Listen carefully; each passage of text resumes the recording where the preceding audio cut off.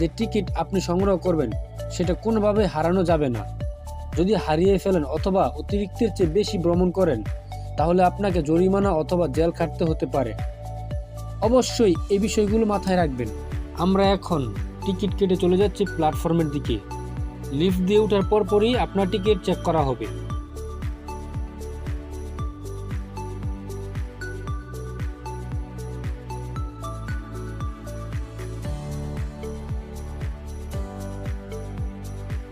আমাদের টিকিটও চেক করা হলো।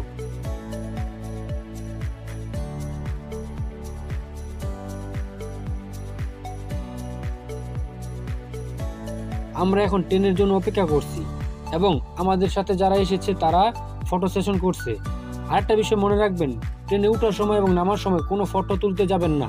এতে করে আপনি দুর্ঘটনার সম্মুখীন হতে পারেন, কারণ সবগুলোতে বিদ্যুতের ব্যবহার রয়েছে।